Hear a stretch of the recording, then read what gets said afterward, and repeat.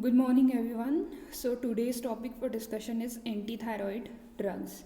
As you all know, thyroid hormone is secreted from the thyroid gland and it secretes thyroxine, that is T4, and triiodothyronine, that is T3, and calcitonin also. T4 and T3 are termed as thyroid hormones, while this calcitonin is different and it is involved in the regulation of calcium balance. If we talk about the synthesis of this thyroid hormone, the synthesis, there are various steps that are involved in the synthesis of thyroid hormone. Number one is iodide uptake from the diet. Second step is oxidation and iodination. Third step is coupling. Fourth step is storage and release. Fifth step is peripheral conversion of T4 to T3. Okay, anti thyroid drugs हमें पढ़ने हैं, but उससे पहले हमें ये clear होना चाहिए कि जो आपके थायराइड हार्मोन है उसकी सिंथेसिस कैसे हो रही है, थायराइड हार्मोन की हमें रिक्वायरमेंट कहाँ है। ये बेसिक कंसेप्ट जब क्लियर होगा देन हम आएंगे एंटी थायराइड ड्रग्स पे। नेक्स्ट इज़ ये डायग्राम एक बार अच्छे से देख लीजिए। इसके थ्रू आपका पूरा का पूरा क्लियर होगा कि थायराइड हार्मोन का रिलीज़ कैसे हो रहा है और जो आपके एंटी थायराइड ड्रग्स हैं वो भी यहाँ इस सिंथेसिस पे ही एक्ट करते हैं, most of the drugs. Okay, तो सबसे पहले हमने बोला था first step is iodide Uptake. तो जो ये आयोडाइड आ रहा है ये कहाँ से आ रहा है? ये आ रहा है आपका डाइट से। जो सोडियम आयोडीन सिम्पोर्टर है इसके थ्रू ये एंटर करेगा फॉलिक्यूलर सेल में, और फॉलिक्यूलर सेल में जो फर्स्ट स्टेप है that is trapping of the iodine. यहाँ पे आयोडीन की ट्रैपिंग होगी। जब ट्रैपिंग होने के बाद सेकंड स्टेप क्या होगा? जो आयोडीन है उसका ऑक्सीडेशन। देन यहाँ से एंटर करेगा ट्रैपिंग के बाद से और मूव करेगा टुवर्ड्स दी पेंड्रिन। जो ये पेंड्रिन है ये एपिकल मेम्ब्रेन पे प्रेजेंट होगा। यहाँ पे जब आएगा तो इसके थ्रू आपका थायराइड परऑक्सीडेज एंजाइम की प्रेजेंस में जो ये अपटेक हुआ है आयोडाइड का, इसका क्या हो जाएगा? ऑक्सीडेशन हो जाएगा। जब ऑक्सीडेशन होगा, ऑक्सीडेशन होने से किस में कन्वर्ट हो जाएगा? I positive is iodinium. HOI is hypoiodous acid and EOI is enzyme linked hypoiodate। इसमें इसका कन्वर्जन हो जाएगा। किसकी हेल्प से हो रहा है? थायराइड परऑक्सीडेज एंजाइम की हेल्प से।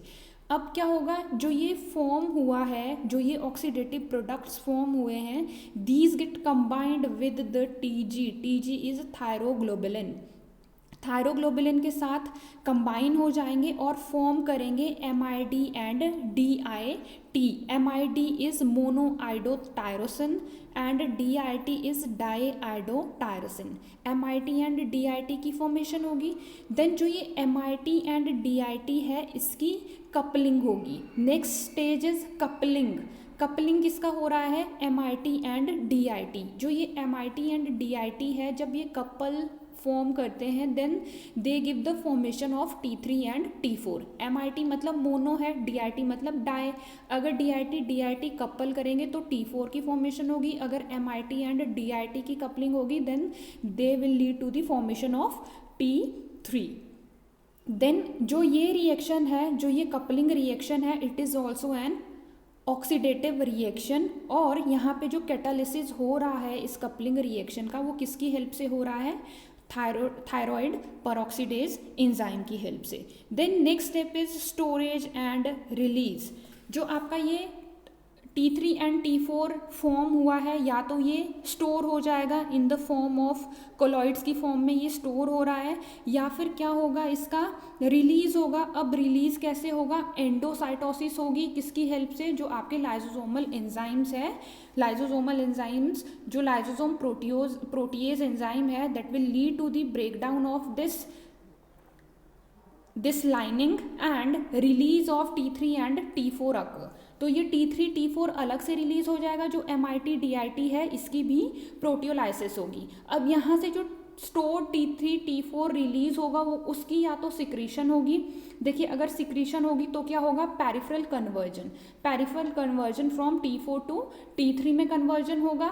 इधर जो MIT एंड DIT फॉर्म हुए हैं इनका डीआयोडीनेशन होगा एंड दे गेट रीयूटिलाइज्ड में क्या होगा, ये पूरा का पूरा प्रोसेस फिर से होगा। तो आपके 5 स्टेप्स थे। 5 स्टेप्स कौन कौन से हैं? First step is iodide Uptake, यहाँ से अपटेक किया, देन अपटेक में क्या हो गया, ट्रैपिंग हो गई आयोडाइड की। ट्रैपिंग होने के बाद सेकेंड स्टेप क्या है, ऑक्सीडेशन एंड आयोडीनेशन। यहाँ पे इसका ये ऑक्सीडेशन हो रहा है, ये ऑक्सीडेटिव प्रोडक्ट्स फॉर्म हो रहे हैं। Then third step is coupling, ये आपका जो MIT एंड DIT फॉर्म हुआ है they get couple together then and give formation of T3 and T4। Then fourth step is storage and release, जो ये T3 एंड T4 फॉर्म हुआ है ये स्टोर हो जाएगा in the form of colloids और इधर इट गेट रिलीज्ड। अब रिलीज्ड किसकी हेल्प से हो रहा है, with the help of endocytosis. And endocytosis होगी तो मतलब जो ये TG के ऊपर जो T3 T4 MIT and DIT form हुए हैं, जब ये लाइसोसोमल एंजाइम की हेल्प से ब्रेक डाउन होगा इसका तो क्या होगा, जब ये मेम्ब्रेन ब्रेक डाउन करेगी तो जितना भी कंटेंट यहाँ पे है वो सारा पोर आउट हो जाएगा। पोर आउट यहाँ से क्या हो रहा है, T3 T4 MIT and DIT। जो ये T3 T4 है ये जाएंगे fifth step, that is peripheral conversion of T4 to T3। Secretion होगी और जो पेरिफेरल आपके किडनी है, लीवर है, वो क्या करेगा, कन्वर्ट करेगा T4 को T3 में। एंड जो MIT एंड DIT है दे गेट रीयूटिलाइज्ड एंड ये फिर से इस प्रोसेस में आ जाएंगे और उनका फिर से T3 T4 की फॉर्मेशन करेंगे एंड कोलॉइडल जो भी है ये कोलॉइड फॉलिकल में यहाँ पे ये कन्वर्ट हो जाएंगे एंड देन कोलॉइड की फॉर्म में ये फिर से T3 T4 जो है वो स्टोर हो जाएगा। और जो टारगेट टिश्यू है, जब यहाँ से कन्वर्जन हो रहा है, जो आपके टारगेट टिश्यूज़ है वो T3 को लेंगे एंड उसको यूटिलाइज करेंगे। बट जो इसका रिलीज है, रिलीज कैसे होगा, हमने पढ़ा था थायराइड ग्लैंड की स्टिमुलेशन होगी।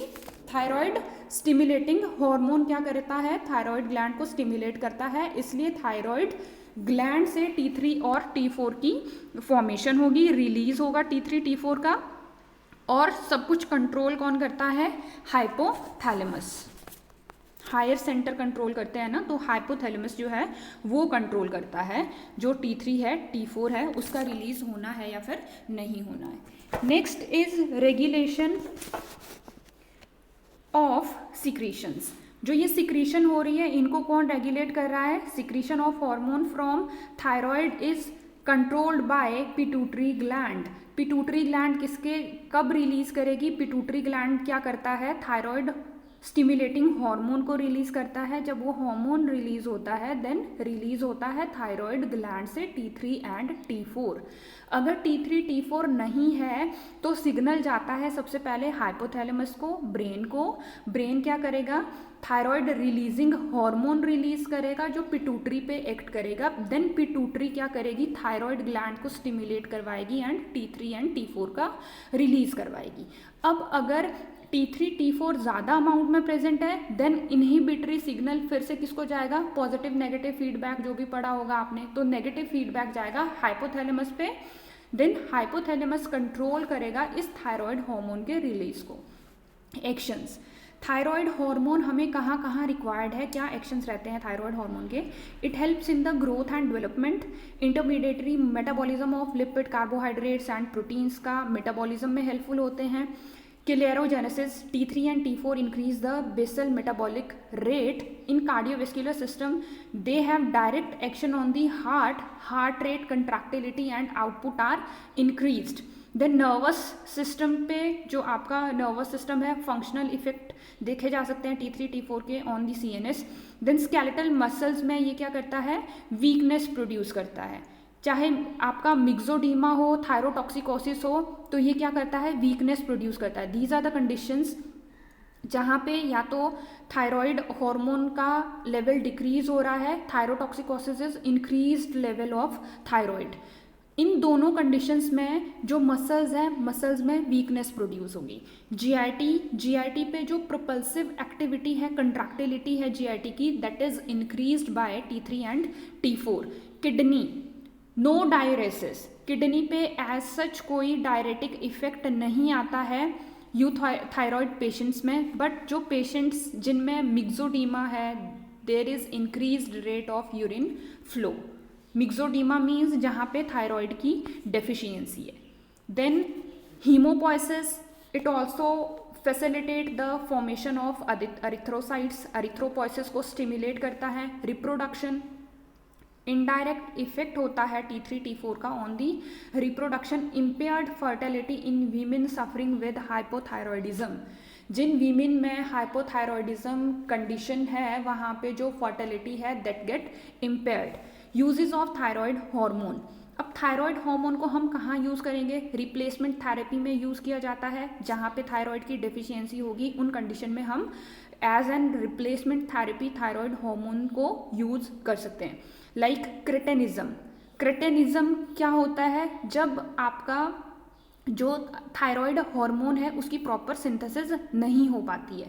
थायराइड हार्मोन की सिंथेसिस नहीं होगी मीन्स वहाँ पे क्या हो जाएगा? T3 T4 की डेफिशिएंसी हो जाएगी। उस कंडीशन को हम बोलेंगे क्रेटेनिज्म। तो क्रेटेनिज्म के केस में हम थायराइड हार्मोन यूज़ कर सकते हैं। अडल्ट मिक्सोडीमा और हाइपोथायरॉयडिज्म, हाइपोथायरॉयडिज्म मीन्स क्या है? वहाँ पे भी थायराइड की डेफिशिएंसी है। हाइपोथायरॉयडिज्म के केस में भी हम थायराइड हार्मोन को यूज़ कर सकते हैं। Myxedema, it is an emergency condition which is characterized by mental deterioration due to acute hypothyroidism. Acute hypothyroidism की कंडीशन है मींस थायराइड हार्मोन का लेवल जो है वो बॉडी में कम है, जिसकी वजह से क्या हो रहा है? आगे मेंटल कन्फ्यूजन्स आ रहे हैं, मेंटल डिटीरियोरेशंस हो रहा है। तो उस कंडीशन को हम बोलेंगे myxoedema coma. In this case the thyroid hormones are also used. Next is non-toxic goiter. Goiter is a condition where there is an deficiency of iodine. अब आयोडीन की डेफिशिएंसी है बॉडी में, तो आयोडीन की डेफिशिएंसी को पूरा करने के लिए भी हम थायराइड हार्मोन्स दे सकते हैं। Next, thyroid nodules, it is the suppression of TSH by T4 therapy. जब कोई पेशेंट T4 थेरेपी पे होता है तो T4 ड्रग ये क्या करता है? ये थायराइड स्टिमुलेटिंग हार्मोन को ही डिक्रीज कर देता है।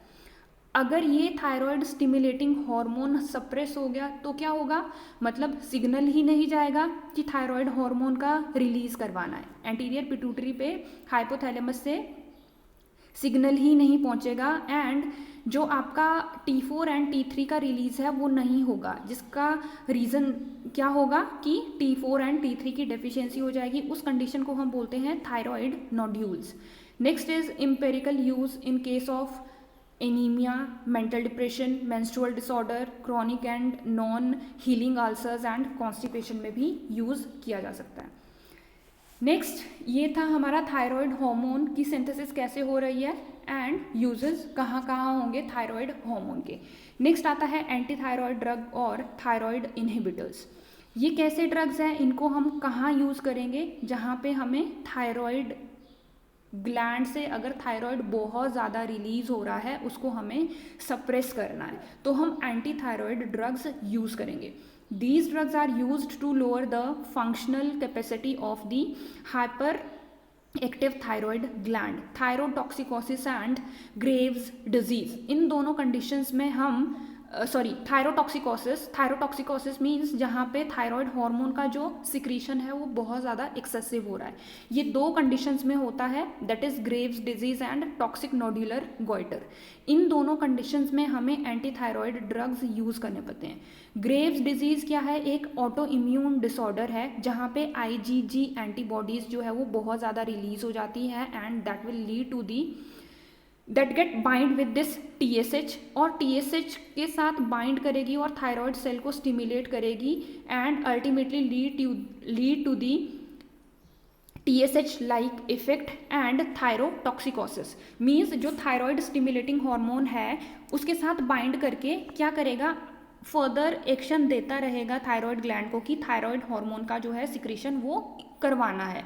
अब ये ब्रेन से सिग्नल नहीं जा रहा है एंटीरियर पिट्यूटरी पे, ये किसकी वजह से जा रहा है? जो ये एंटीबॉडी है IgG एंटीबॉडी, ये बाइंड की है इस TSH के साथ और TSH की तरह सिग्नल देता रहेगा थायराइड ग्लैंड को और थायराइड ग्लैंड क्या करेगा? एक्सेसिव रिलीज करवाएगा T3 एंड T4 का, which will lead to thyrotoxicosis and next जो आपका टॉक्सिक नोड्यूलर गॉइटर है वहाँ पे भी क्या होगा, एक्सेसिव रिलीज होगा थायराइड T3 एंड T4 का, that will lead to the thyrotoxicosis. अब उस कंडीशन को प्रिवेंट करने के लिए हमें क्या करना पड़ेगा, एंटी थायराइड ड्रग्स यूज़ करने पड़ेंगे, एंटी थायराइड ऐसे ड्रग्स देने पड़ेंगे जो थायराइड को इनहिबिट करे कि T3 और T4 का रिलीज ना हो पाए। तो इसमें जो ड्रग्स की क्लासिफिकेशन आती है, first are inhibit hormone synthesis anti thyroid drug, second is inhibit iodide trapping that is ionic inhibitors, inhibit hormone release and destroy thyroid tissue. अब इसके अंडर ये ड्रग्स आप एक बार देख लेना, जो हार्मोन सिंथेसिस को इनहिबिट करते हैं उनको हम बोलते हैं एंटी थायराइड ड्रग। अब एंटी थायराइड ड्रग का क्या काम होगा, ये एंजाइम को इनहिबिट करते हैं दैट इज थायराइड परऑक्सीडेज, इसके साथ बाइंड करेंगे और प्रिवेंट करेंगे ऑक्सीडेशन ऑफ आयोडाइड।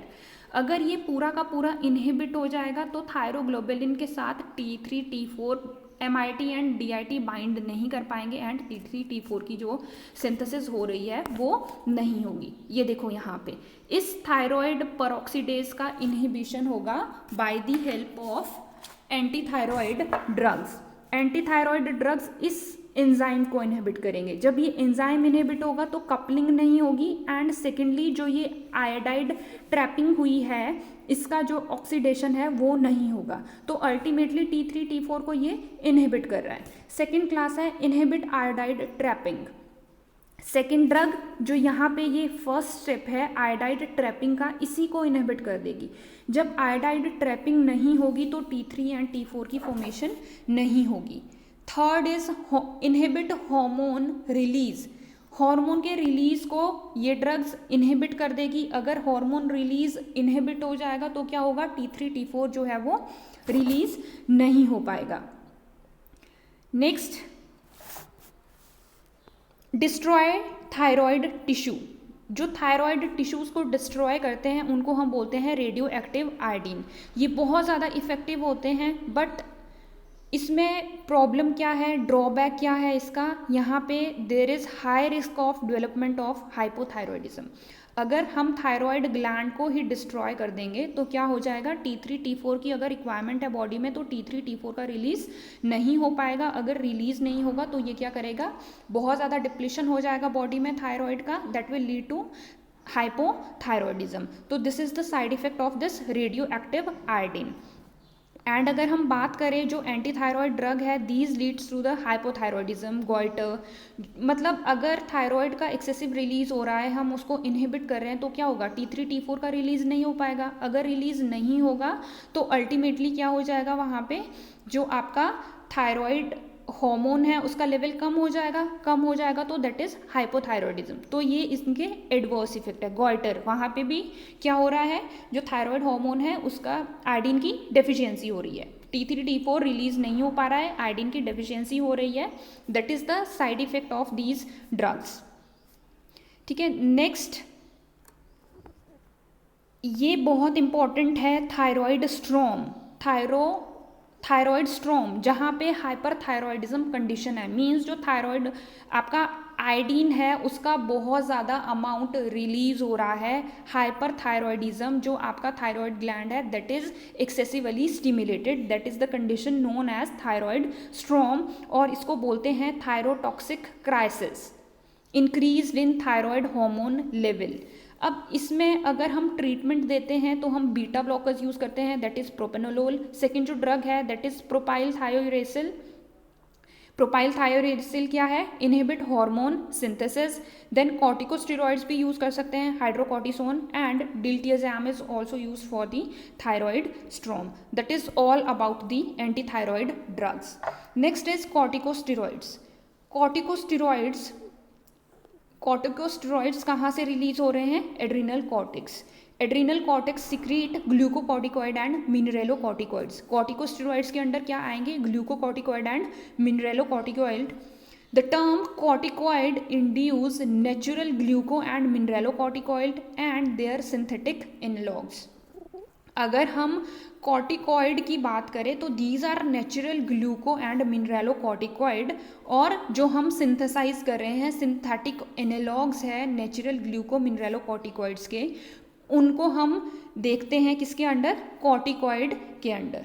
बायोसिंथेसिस, जो बायोसिंथेसिस हो रहा है कॉर्टिकोस्टेरॉइड्स का, वो कहाँ से हो रहा है, कोलेस्ट्रॉल से। जो कोलेस्ट्रॉल है that will lead to the formation of pregnenolone, pregnenolone से फॉर्मेशन होगा मिनरेलोकॉर्टिकॉइड का that is aldosterone, and pregnenolone से ही फॉर्मेशन हो रहा है किसका, हाइड्रोकॉर्टिसोन का, and testosterone, testosterone is an androgen, hydrocortisone is an gluco plus मिनरेलोकॉर्टिकॉइड।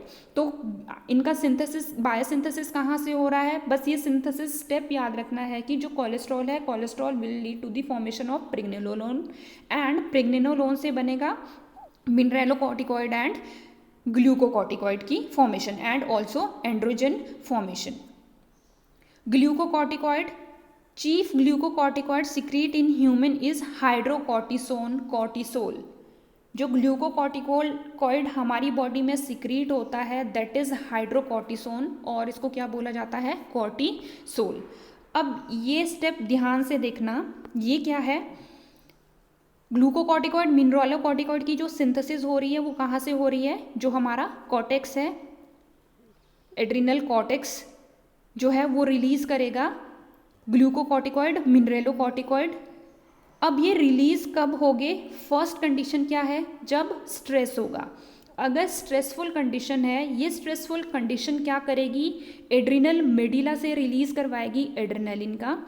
अगर एड्रेनालिन का रिलीज होगा that will lead to the stimulation of hypothalamus. दूसरा, अगर ये स्ट्रेसफुल कंडीशन है, this will stimulate the hypothalamus, मतलब हाइपोथैलेमस को ये सिग्नल देगा कि स्ट्रेसफुल कंडीशन है। अब हाइपोथैलेमस फर्दर किसको स्टिमुलेट करेगा, एंटीरियर पिट्यूटरी को, और एंटीरियर पिट्यूटरी से हार्मोन का रिलीज करवाएगा दैट इज ACTH। जो ये ACTH है that will act on the cortex, and cortex से रिलीज करवाएगा aldosterone, hydrocortisone and dihydroepiandrosterone. These are the corticosteroids. जो ये कॉर्टिकोस्टेरॉइड्स रिलीज हो रहे हैं, they are release from the cortex. Cortex में 3 लेयर्स होते हैं, first is glomerulosa, second one is fasciculata, third one is reticularis. जो ग्लोमेरुलस है that is lead to the formation of aldosterone, fasciculata release करेगा hydrocortisone को, and reticularis will release dehydroepiandrosterone. अब जो ये एल्डोस्टेरोन एंड हाइड्रोकॉर्टिसोन का release हुआ है, these are the mineralocorticoid, they will act on the kidney, DCT पे act करेंगे, एंड सोडियम एंड वाटर की रीएब्जॉर्प्शन शुरू कर देंगे, सोडियम एंड वाटर की रिटेंशन करवाएंगे। ये हमने पढ़ा भी है, हाइपरटेंशन जब हमने पढ़ा था तो वहाँ पे हमने एल्डोस्टेरोन का मैकेनिज्म ऑफ एक्शन पढ़ा था कि वो किडनी पे एक्ट करता है। जो किडनी है, किडनी का जो JG सेल्स है, जस्ट्रा ग्लोमेरुलस सेल्स जो होते हैं वो रेनिन रिलीज करते हैं। This is the hormone that will lead to the conversion of angiotensinogen to angiotensin 1 and 2। और ये फर्दर क्या करता है, एड्रेनल कॉर्टेक्स पे एक्ट करके जो आपका सोडियम वाटर की रिटेंशन हो रही है उसको इनहिबिट करेगा। बट जब ये हार्मोन्स रिलीज होंगे, जो ये एल्डोस्टेरोन है ये क्या करेगा, यहाँ पे बाइंड करेगा और सोडियम एंड वाटर की रिटेंशन करवाएगा, सोडियम एंड वाटर की रीएब्जॉर्प्शन करवाएगा। This is the basic steps कि ये हाइपोथैलेमस से कैसे रिलीज हो रहा है। हाइपोथैलेमस जो है एंटीरियर पिट्यूटरी को सिग्नल देगा, देन एंटीरियर पिट्यूटरी से ये हार्मोन्स या फिर कॉर्टिकोस्टेरॉइड्स कैसे रिलीज हो रहे हैं। तो स्ट्रेसफुल कंडीशन होगी that will lead to the activation of hypothalamus, higher centres activate होंगे। हायर सेंटर किसको सिग्नल भेज रहे हैं, एंटीरियर पिट्यूटरी को। एंटीरियर पिट्यूटरी क्या करेगा, ACTH का रिलीज करवा के कॉर्टेक्स पे एक्ट करेगा ये ACTH, then it will lead to the release of aldosterone, hydrocortisone and dihydroepiandrosterones. These are the corticosteroids. Then 1 by 1 हमें ये पढ़ने हैं। तो सबसे पहले ग्लूकोकॉर्टिकॉइड के एक्शन हम पढ़ेंगे। Glucocorticoids help in the carbohydrate and fat actions of glucocorticoids on carbohydrate and fat metabolism. जो ग्लूकोकॉर्टिकॉइड होते हैं these will promote the gluconeogenesis, मतलब ग्लूकोज की सिंथेसिस को ये इंक्रीज करते हैं, और जो ग्लूकोज का पेरिफेरल यूटिलाइजेशन होता है उसको इनहिबिट करते हैं। एंड प्रोटीन जो ब्रेकडाउन हो रहा है और एमाइनो एसिड मेटाबॉलिज्म हो रहा है उसमें भी ग्लूकोकॉर्टिकॉइड रिस्पॉन्सिबल होता है, that will lead to the muscle wasting and thinning of the skins. बहुत से ऐसे मेडिकेटेड क्रीम्स आते हैं, फेस पे लगाते हैं, तो उससे क्या होता है, जो स्किन है वो थिन होना शुरू हो जाती है। फैट मेटाबॉलिज्म, जो ग्लूकोकॉर्टिकॉइड होते हैं ये क्या करवाते हैं, लिपोलाइसिस को प्रमोट करते हैं, जिसका रीज़न क्या होता है कि जो फैट है वो डिपॉजिट होना शुरू हो जाता है। जो भी पर्सन कॉर्टिकोस्टेरॉइड्स लेते हैं उनमें क्या होता है, बेसिकली जो फैट है वो पूरा बॉडी, फेस, शोल्डर, नेक पे डिपॉजिट होना शुरू हो जाता है। That will lead to the moon face, fish mouth और बफेलो हम्प, उस कंडीशन को हम बोलते हैं। Next is calcium metabolism. Glucocorticoid inhibit the absorption of calcium and enhance the renal excretion of calcium। Metabolism को फास्ट करेगा, जो इसका एक्सक्रीशन है वो इंक्रीज हो जाएगा और एब्जॉर्प्शन नहीं होगा, मतलब एक्सक्रीट आउट होगा अगर कैल्शियम, तो बॉडी में कैल्शियम की डेफिशिएंसी हो जाएगी, बोन्स पे कैल्शियम की डेफिशिएंसी हो जाएगी। Water excretion, glucocorticoid enhance secretory activity of renal tubule, जो सिक्रेटरी एक्टिविटीज़ हैं उनको एनहेंस करेगा। Cardiovascular system, glucocorticoid restrict capillary permeability that will lead to the maintenance of myocardial contractility. जो आपके ग्लूकोकॉर्टिकॉइड होते हैं कार्डियोवेस्कुलर सिस्टम पे, वो क्या करते हैं, जो मायोकार्डियल कंट्रैक्टिलिटी है उसको मेंटेन करने में हेल्प करते हैं। स्केलेटल मसल्स, स्केलेटल मसल्स पे ग्लूकोकॉर्टिकॉइड का क्या होता है, जो ग्लूकोकॉर्टिकॉइड होते हैं that will lead to the muscle weakness, चाहे हाइपोकॉर्टिसिज्म हो या फिर हाइपर कॉर्टिसिज्म हो, in both the condition skeletal muscles पे ग्लूकोकॉर्टिकॉइड का क्या रोल होगा, ये मसल वीकनेस प्रोड्यूस करते हैं। CNS, euphoria means a state of happiness. अगर हम ग्लूकोकॉर्टिकॉइड का फार्माकोलॉजिकल डोज भी एडमिनिस्टर करते हैं तो ये क्या करता है, आपका यूफोरिया प्रोड्यूस करता है। नेक्स्ट स्टमक, जितने भी गैस्ट्रिक एसिड सिक्रीशंस होगी वो इंक्रीज हो जाएगी with the use of glucocorticoid. Lymphoid tissue and blood cells, glucocorticoid का क्या काम होगा, these enhance the destruction of lymphoid sales, जो लिम्फॉइड सेल्स होते हैं उनकी डिस्ट्रक्शंस को ये एनहेंस करता है। And increase in the number of RBCs, platelets and neutrophil in the circulation। Secondly, glucocorticoid lymphoid tissues को तो इनहिबिट करेंगे, डिस्ट्रक्शन करेंगे लिम्फॉइड टिश्यू का, बट आरबीसीज एंड प्लेटलेट्स की जो फॉर्मेशन हो रही है वो सर्कुलेशन में इंक्रीज हो जाएगी। इन्फ्लामेटरी रिएक्शन, जितने भी इन्फ्लामेटरी रिएक्शंस होते हैं ग्लूकोकॉर्टिकॉइड उनको सप्रेस करते हैं। Immunological and allergic reactions, empire immunological responses and suppress all type of hypersensitivity and allergic phenomena। हमने जितने भी हाइपर सेंसिटिविटी रिएक्शन से जो भी डिजीज लाइक हमने पढ़े थे कि कहाँ पे इन्फ्लामेशन हो रही है, वहाँ पे हमने क्या पढ़ा था, एंटी इन्फ्लामेटरी ड्रग्स देते हैं, साथ में हमने वहाँ पे ग्लूकोकॉर्टिकॉइड्स भी पढ़े थे। तो ग्लूकोकॉर्टिकॉइड का क्या काम होता है, ये एलर्जिक रिएक्शंस को सप्रेस करते हैं।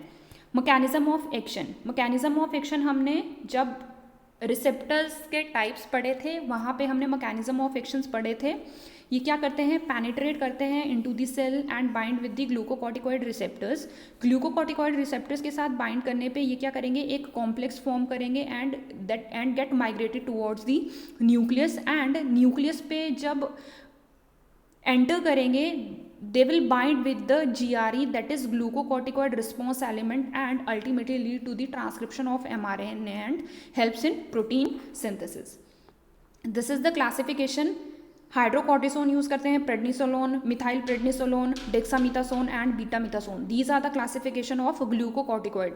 And glucocorticoids are used in replacement therapy, that is in case of acute adrenal insufficiency and chronic adrenal insufficiency। in both cases we can use glucocorticoids।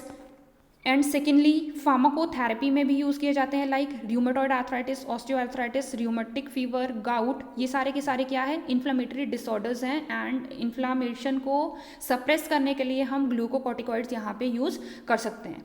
Next, used in severe allergic reactions, auto immune diseases, used in bronchial asthma. ये सारे diseases हम पढ़ चुके हैं और हमने यहाँ पे ये ड्रग्स यूज़ की थी। जब हमने एंटी र्यूमेटिक पढ़े थे तो वहाँ हमने पढ़ा था कि ग्लूकोकॉर्टिकॉइड भी यूज़, कॉर्टिकोस्टेरॉइड्स भी यूज़ हो सकते हैं। ऑस्टियो आर्थराइटिस पढ़ा था, वहाँ भी हमने बोला कि हम कॉर्टिकोस्टेरॉइड्स यूज़ कर सकते हैं। लंग डिजीज़ में यूज़ होते हैं, आइज़ डिजीज़ में यूज़ होते हैं जहाँ पे इन्फ्लामेशन हो रही है, स्किन डिजीज़ में यूज़ हो सकते हैं, intestinal disease like ulcerative colitis, Crohn's disease में यूज़ हो सकते हैं, सेरिब्रल एडीमा के केस में यूज़ करते हैं।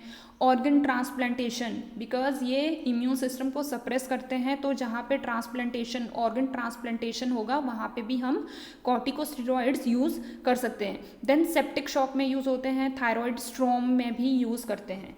Adverse effects are Cushing syndrome, fragile skin, muscular weakness, delay healing, peptic ulceration, growth retardation, fetal abnormalities, psychiatric disturbances. These are the adverse effects with glucocorticoid uses. Mineralocorticoids. Mineralocorticoids भी हम पहले discuss कर चुके हैं. They have the effect on sodium, potassium and fluid balance. Action: these enhance the reabsorption of sodium in DCT, distal convolution tubule in kidney, and increase the potassium and hydronium ion excretion. अगर मिनरेलोकॉर्टिकॉइड का deficiency हो जाता है, that will lead to decrease in sodium reabsorption. Mineralocorticoid का काम होता है sodium की रीएब्जॉर्प्शन करवाना. अगर ये मिनरेलोकॉर्टिकॉइड की बॉडी में डेफिशिएंसी हो जाए तो क्या होगा, सोडियम का प्रॉपर रीएब्जॉर्प्शन नहीं होगा. मीन्स जो लॉस हो रहा है सोडियम का वो बढ़ जाएगा. That will lead to the hyponatraemia, means decrease in the level of sodium in the body. And excess water enter into the cell, that will lead to the cellular hydration. Mineralocorticoids में जो drugs आते हैं that is डोका, फ्लूड्रोकॉर्टिसोन and एल्डोस्टेरोन्स. ये हम पढ़ चुके हैं ड्रग्स. एडवर्स इफेक्ट्स क्या है इनके, sodium and water retention, oedema cause करता है, हाइपोकेलेमिया कॉज करता है, rise in BP, blood pressure increase होता है. क्योंकि मिनरेलोकॉर्टिकॉइड्स क्या करते हैं, आपका जेजी सेल से जो रिलीज होता है रेनिन का, that will lead to the activation of RAS system. Aldosterone क्या करवाता है, वेसो कंस्ट्रिक्शन करवाता है. ब्लड वेसल्स की कंस्ट्रिक्शन होगी तो बीपी जो है वो इंक्रीज हो जाएगा. एंड सेकेंडली हाइपोकेलेमिया, मीन्स जो आपका जब हम इनको देते हैं that will lead to the excessive excretion of these ions, that will lead to hypokalemia. edema means आपका जो स्वेलिंग हो जाएगी, क्योंकि जो वाटर है वो एक जगह रिटेन होना शुरू हो जाएगा. Sodium and water retention, sodium और वाटर की ये रीएब्जॉर्प्शन करवाते हैं. तो ये इनके एडवर्स इफेक्ट्स हैं. अगर इस टॉपिक के रिगार्डिंग कोई भी क्वेरी है then you can discuss with me, और अपनी क्वेरीज आप भेज सकते हो. That is all about thyroid hormones and corticosteroids. Thank you.